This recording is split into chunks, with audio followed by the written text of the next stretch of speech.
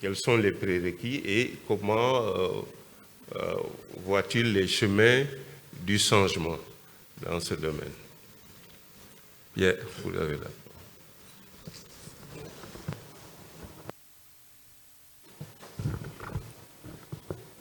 Je vous remercie beaucoup. Je salue mes partenaires sur ce panel. Bien sûr, à ma droite, M. Franck Bavard. Il n'est pas bavard, il est bon. Monsieur le ministre, que j'ai la chance, puisque tout ce que je vais dire concerne principalement l'agriculture, l'élevage, à savoir donc pratiquement la prise en compte du secteur primaire. Et mes autres collègues, sans oublier mon ami et frère, M. Mboup, qui est un témoin ardent de ce que nous sommes en train de faire dans sa zone économique de Kaolack, en ce qui concerne l'agriculture. Je voudrais quand même, pour être un peu plus simpliste, d'abord me présenter. Effectivement, je suis Pierre Ndiaye, je suis le directeur général de la société Mamel Ndiabot. Notre nom, dès le choix initial en 1998, manifeste notre engagement. On ne gouverne pas un peuple qui a faim. Je disais à un ancien président, le Sénégal a besoin de manger. La deuxième chose, c'est que l'aliment est un facteur économique. Nos opportunités sont dedans. Et un sage africain disait, votre argent est caché dans la bouche de votre voisin. Donc nous sommes par notre capacité à générer des produits, nous sommes dans la capacité à générer des flux financiers.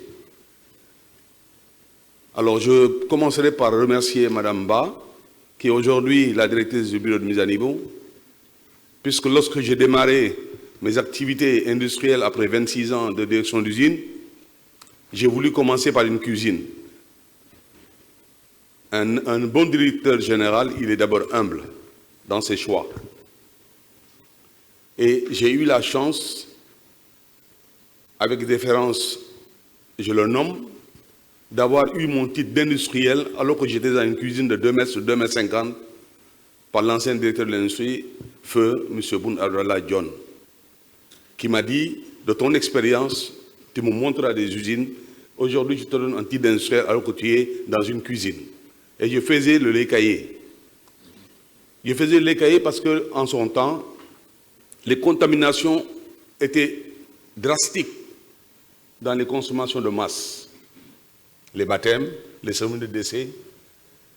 Et en tant que laitier de 26 ans d'avant, j'ai voulu éliminer les contaminations en mettant à la disposition des gens un lait caillé de qualité, un lait caillé de masse. C'est ce qui nous a permis de passer d'une activité de 300 kg de yaourt par jour à aujourd'hui à 30 tonnes par jour et à passer en 2025, en ouvrant la branche sur le bureau de mise à niveau, sur une installation neuve, très performante, qui va faire 60 tonnes de yaourt par jour dans la ZES de Dias.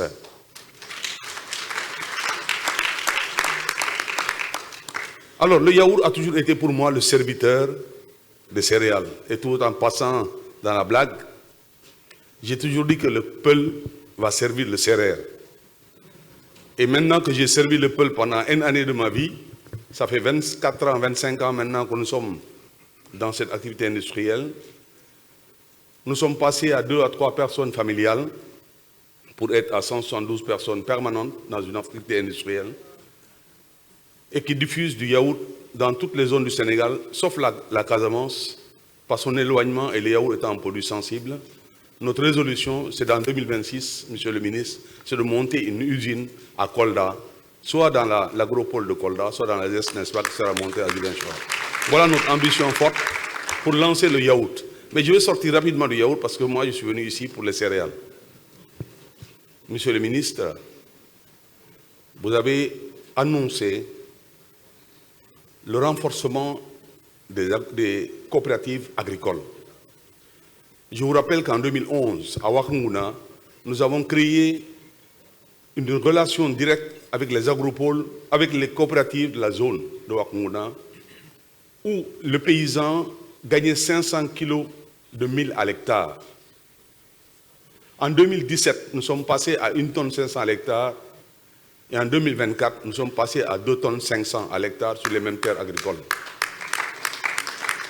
Nous avons mis le sol à niveau. Parce qu'un sol pauvre ne peut pas nourrir une plante. Donc il faut connaître le sol. Nous avons eu la chance de travailler avec l'ISRA énormément dans la recherche variétale et avec l'ANCAR dans la mise en place des itinéraires technologiques. Le paysan est devenu un entrepreneur agricole qui gagne sa vie au travers de son travail. Mais pour gagner sa vie, il faut que l'entrepreneur agricole trouve les marchés. Or, on sait très bien que la femme sénégalaise avait fini d'abandonner les céréales locales. Je n'ai rien contre mon ami qui est à droite de moi, M. Bavard, mais le Sénégalais a été nourri par la farine de blé, que les pâtes, que les nouilles, et tout ce que vous pouvez imaginer, le pain. Ce qui a été bon, parce qu'il fallait nourrir. Nous sommes nourriciers des familles. Donc on encourage tout ce qui nourrit la famille. Néanmoins, je pense que l'aliment est un facteur économique de développement qu'il faut saisir en temps opportun. Donc, l'évolution qu'on a faite dans les coopératives agricoles, dans une zone limitée de Nioro, de Fatick et de Kaffrine, nous pousse à dire que le Sénégal, c'est 197 000, si je ne me trompe pas, ou 485 000 km² de surface, avec au minimum 60% des terres agricoles. Alors pourquoi nous ne pourrons pas faire en sorte que la terre sénégalaise soit l'outil de développement durable de notre pays? Et c'est pour cette raison, pour y arriver, que nous sommes partis abandonner progressivement le traditionnel pour aller à l'industriel. Oui, on avait le pilon et le mortier, nous l'avons quitté pour des machines de décortiquage et de mouture, en lavant le mil pour essayer d'enlever la pierre, ce qui est quasi impossible, avec des farines de stabilité biochimique inconstante à cause, n'est-ce pas, de la durée de séchage qui était incommode. Oui, nous avons cru, avec notre argent, devoir aller investir sur la transformation forte des céréales locales. Et ce qui nous a poussé à aller en Inde, en remerciant au passage le bureau de mise à niveau qui nous a permis de faire tous ces voyages en nous accompagnant. Mais nous avons eu à avoir une ligne, la seule au Sénégal, qui s'est intéressée aux céréales locales et qui aujourd'hui est capable de faire 1 tonne à l'heure de farine et passera au mois de mars-avril à 3 tonnes à l'heure sur un investissement additionnel. C'est de la farine sèche que vous voyez en sac de 50 kg destiné au groupement de femmes, on y reviendra plus tard dans un autre sujet, pour dynamiser, n'est-ce pas, l'autonomisation des femmes. C'est aussi pour les boulangers avec qui nous avons fait tous les tests et qui sont prêts aujourd'hui à faire l'incorporation à 15% de la farine de mil dans la farine de blé. Monsieur le ministre, c'est l'occasion de vous interpeller sur la signature du décret qui souffre depuis 1979 et qui n'a pas été signé, et l'incorporation qui doit être progressive au fil des années pour que tout le monde puisse y aller, puisse permettre aux Sénégalais de manger un pain avec de la farine locale associée. Monsieur le ministre, c'est l'occasion de vous demander à ce qu'on puisse avoir un fonds de promotion de la consommation des produits locaux. Les Sénégalais sont peints aujourd'hui. Les Sénégalais seront plus tard à consommer local. Et nous, Mamel Diabot, nous avons un programme large là-dessus, que nous souhaiterons que le ministère nous accompagne pour que les Sénégalais, partout où ils seront, puissent manger local, avec le mil local, avec le maïs local, avec le sorgho local. Toute production étant là, avec notre ethnicité alimentaire, qui est très riche en valeur nutritionnelle. Je vous remercie de votre attention. Je ne devrais pas pouvoir aller si long. Je suis disponible dans nos stands pour pouvoir partager avec les uns et les autres ce que nous croyons être réellement un axe majeur pour le développement du Sénégal. Je vous remercie beaucoup.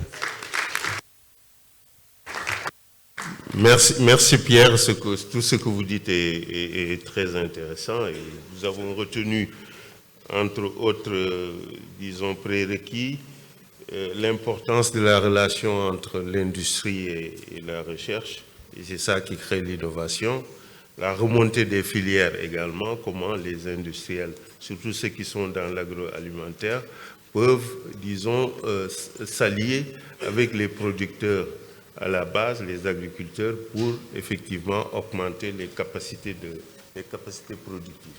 Alors, le ministre a des contraintes de temps, comme je vous le disais tout à l'heure. Il va nous faire le plaisir d'écouter très rapidement M. Adam Alam sur une question qui a fait l'objet de beaucoup de débats hier dans nos différents panels, et que d'ailleurs M. Franck Bavard a tout à l'heure broché, c'est sur les mécanismes de financement. Est-ce que les mécanismes de financement qui existent actuels répondent aux besoins de modernisation de nos industries? Vous avez une vision un peu, disons, globale de l'écosystème industriel. Est-ce que vous pourrez très rapidement, en 5 minutes, nous parler, donner votre avis sur cette question?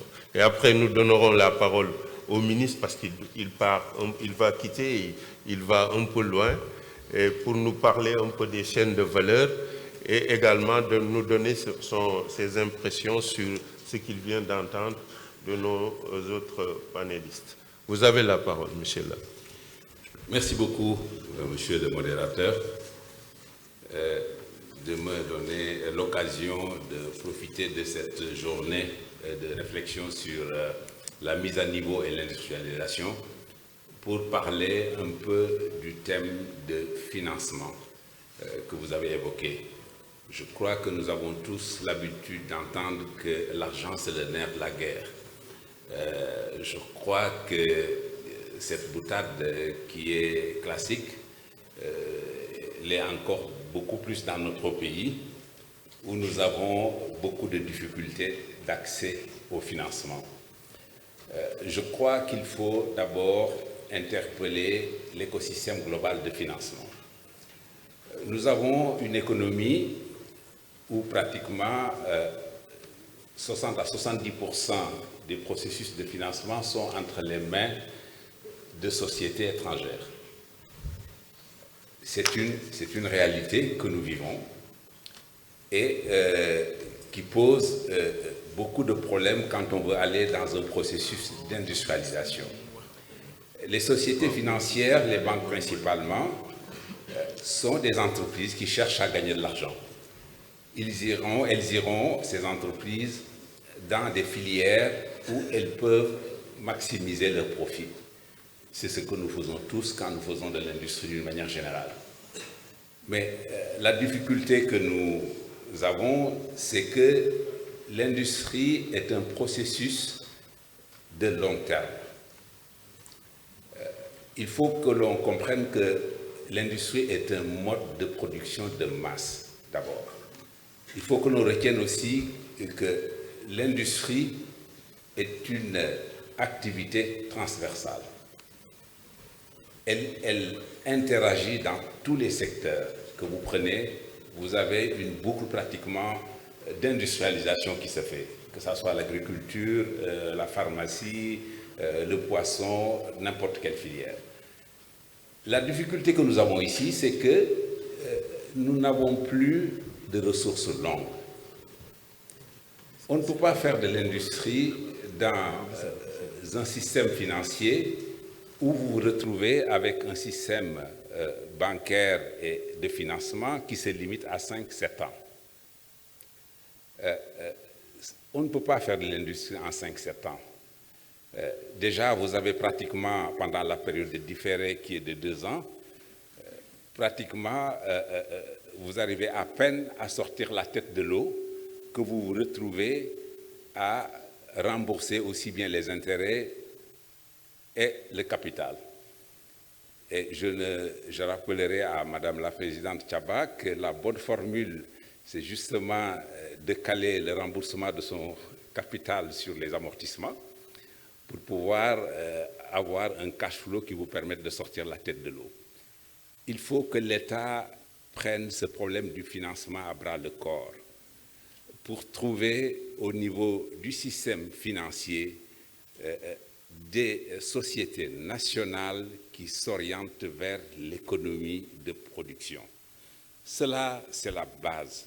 Nous ne pouvons pas espérer que le système financier mondial, qui a intérêt à venir prendre nos matières premières pour les transformer, va effectivement nous mettre les ressources à disposition pour que nous puissions nous-mêmes aller les concurrencer sur les segments de production sur lesquels elles sont et d'une manière assez majeure. Notre destin, c'est entre nos mains. Et quelqu'un l'a rappelé tout à l'heure, il y a une partie qui peut se faire par effectivement la fiscalité. Je crois que nos gouvernements ignorent profondément l'importance des leviers que nous avons avec la fiscalité pour pouvoir changer les modes de production, changer les modes de financement.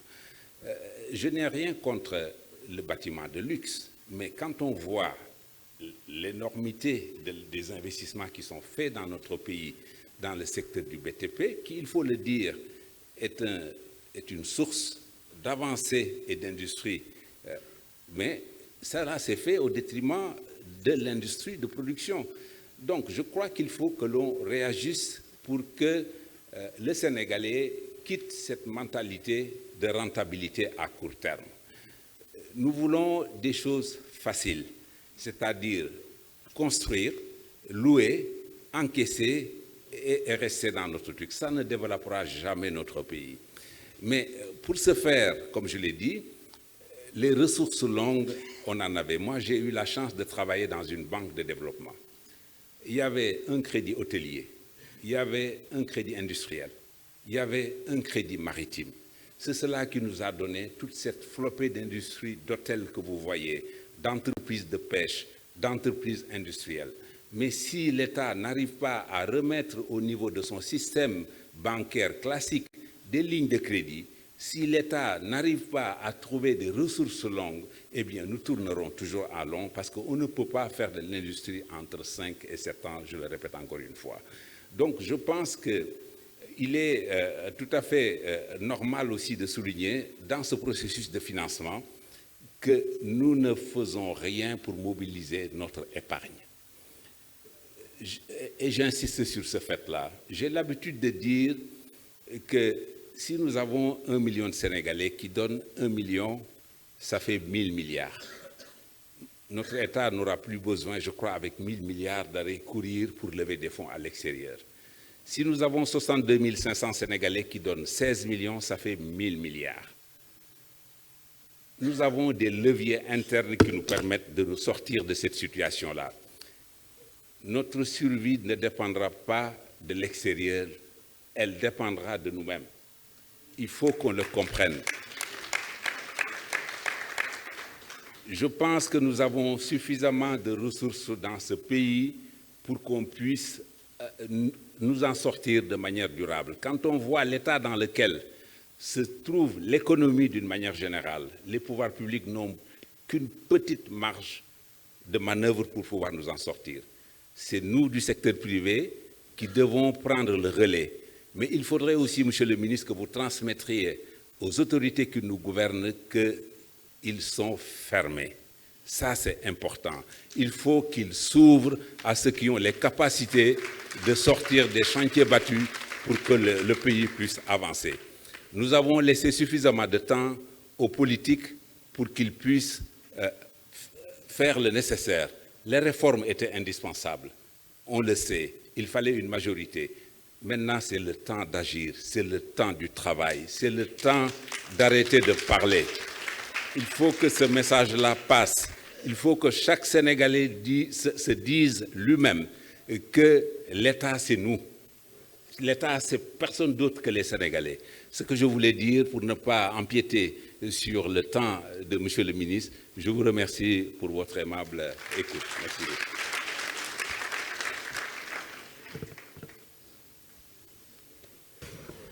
Merci, M. Lam. Je crois qu'il n'y a pas de commentaires à faire. Vous êtes au cœur du sujet. C'est le bureau de mise à niveau comme levier de la souveraineté économique et le problème du financement est au cœur de cette problématique. Et je voudrais rappeler hier à l'ouverture des journées, M. Beydi Agne du patronat a fait une proposition très intéressante et jusqu'à présent, je n'ai pas entendu quelqu'un rebondir là-dessus, notamment les gens du privé. Il a proposé la mise en place d'un fonds de solidarité pour le bureau de mise à niveau, qui serait, disons, créé et abondé dans les 5 ans ou 3 ans à venir pour un montant de 10 milliards. Je crois que c'est une proposition qui mérite d'être, disons, pensée, réfléchie, parce que c'est de l'argent qui va retourner au secteur privé. Et c'est un peu ce que vous dites, il faut que chacun mette la main à la pâte et que chacun sache qu'il est partie intégrante de l'État. Donc, Monsieur le ministre, je voudrais vous donner la parole sur cette question avant de revenir. On pourra même revenir sur la problématique du financement avec Serigne Mboup. Mais tout d'abord, je voudrais passer la parole au ministre qui doit nous quitter tout à l'heure. Il est là depuis 8h45, alors qu'on devait démarrer à 9h. Qu'il nous parle un peu de le positionnement des entreprises dans les chaînes de valeur mondiales, avec toutes ces perturbations qu'on observe dans, disons, la chaîne d'approvisionnement au niveau mondial. Comment voyez-vous le positionnement de nos chaînes de valeur, nos entreprises dans les chaînes de valeur régionales et mondiales? Et après, si vous pouvez donner quelques impressions sur ce que vous avez entendu tout à l'heure. Merci, monsieur le ministre. Allô? D'abord, permettez-moi après les salutations, permettez-moi de remercier chaleureusement Madame la directrice et toutes les équipes du bureau de mise à niveau. Si vous me permettez, je vais un tout petit peu intervertir, peut-être donner mes observations, mes points de vue sur ce que j'ai entendu avant de répondre à votre question. Vous savez, après avoir quitté le pays, après 27 ans, quand vous revenez au Sénégal, vous êtes relativement jeune, vous êtes enthousiaste, vous avez envie de faire bouger les choses. Il y a de cela 15 ans, j'étais parti voir, je ne sais pas quel est le hasard qui a fait que Serigne Mboup et moi on s'est retrouvés sur ce panel. Je suis allé à Kaolack. J'ai investi dans une usine d'huile. J'ai perdu 250 millions. Et pourtant, j'étais docteur en finance, banquier d'investissement, qui a travaillé dans les plus grandes banques du Sénégal, du monde. Il me dit, attends, je ne peux pas comprendre que je perds de l'argent aussi facilement. Si j'avais connu le bureau de mise à niveau, peut-être je n'aurais pas perdu 250 millions. 15 ans après, avec l'âge, je me suis dit, je veux revenir maintenant. J'ai plus de choix. J'ai eu la chance dès le départ de tomber sur le bureau de mise à niveau. Cette fois-ci, je me suis bien formalisé. Merci à l'APIX. J'ai avancé pendant 3 ans, où, comme M. Lam le dit, je n'ai pas vu de banquier. Mais peut-être j'avais 2 milliards de mes propres sous que je suis venu investir. La formalisation était extrêmement importante. Les gens ont évoqué un problème de ressources humaines. Aujourd'hui, j'ai la triste réalité de dire aux entreprises, aux industriels, vous allez malheureusement former les ressources humaines dont vous avez besoin. Et j'ai pris des étudiants qui n'ont jamais travaillé quelque part. Je les ai mis dans un processus d'interview que moi-même j'ai recruté. Et je les ai mis dans une académie interne. Et 12 mois après, j'ai pris une bonne dizaine. 4 ans après, ce sont ces étudiants qui n'ont jamais travaillé quelque part, qui sont les directeurs des usines.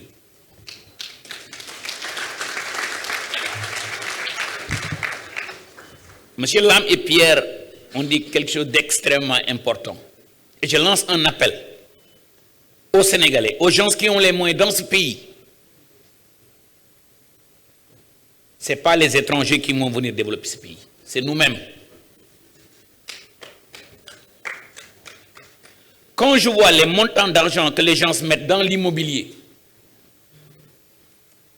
moi je me suis très vite rendu compte que l'immobilier était certes rentable, mais il y a plus rentable.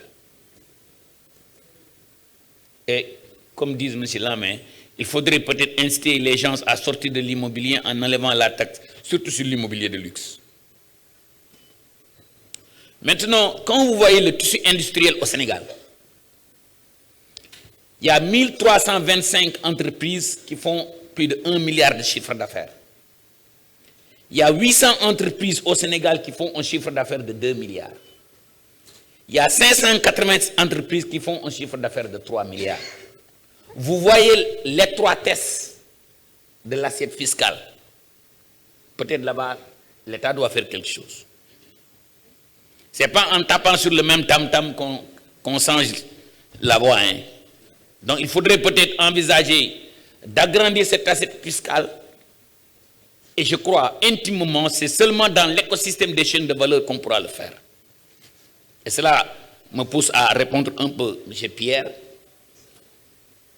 Je lance un appel aux boulangers du pays.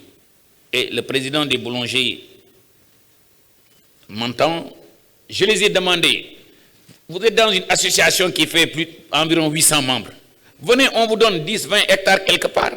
On crée une coopérative agricole communautaire, on produit du maïs, on produit du mil. Et une fois que les paysans à côté, et je me réjouis d'entendre les initiatives que vous avez faites sur Wakunguru, j'ai l'intime conviction que ce pays a tout pour se développer. Nous importons 7500 milliards, 2500 produits, 1070 milliards de francs CFA, 10 produits de denrées alimentaires.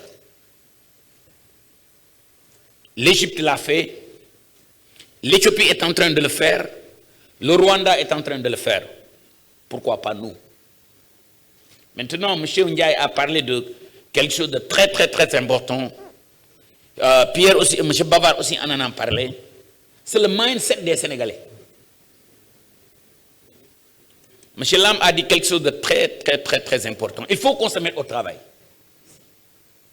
Vous savez, quand vous êtes ministre et vous parlez, des fois les gens vont se dire,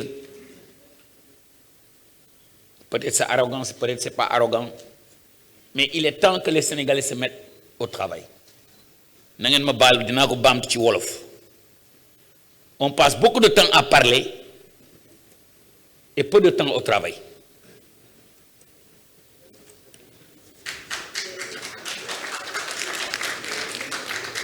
Regardez ce que M. Pierre a fait de 98 à maintenant. Amul teranga boy bu nek joni joni. De sa cuisine jusqu'à une entreprise qui te fait 6 tonnes, 10 tonnes par jour, il y a un long chemin. Et il faut que les Sénégalais, les jeunes Sénégalais sachent que kala bala muy nek ci bop bi day yag ci ndigli.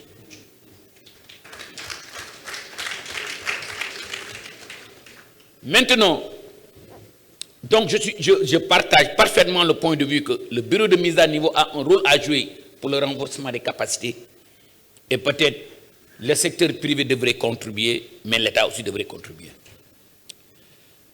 La dépendance par rapport à l'étranger. Est-ce que vous imaginez si à New York, le Sénégal vote contre l'Inde et que le lendemain l'Inde dit qu'on ne vend plus du riz au Sénégal? Ne dites pas que c'est impossible, hein, parce que pendant le Covid, il y avait un moment où l'Inde avait dit qu'on nourrit d'abord la population indienne. Vous m'excusez de le dire ouvertement, il n'y a pas un seul gouvernement qui peut résister 3 mois de riz, 3 mois sans importer du riz si on ne règle pas. Donc pour moi, ce n'est plus une question de souveraineté alimentaire, c'est une question de sécurité alimentaire. En tout cas, Pierre, je vous ai entendu et je ne ménagerai aucun effort pour faire véhiculer ou accélérer l'adoption de ce décret. Je lance aussi un appel au secteur privé sénégalais. Quand je vois l'énormité de ce que le gouvernement doit faire nous ne pouvons pas le faire seuls. Nous avons besoin de ces secteurs privés. En tout cas, au niveau de mon ministère,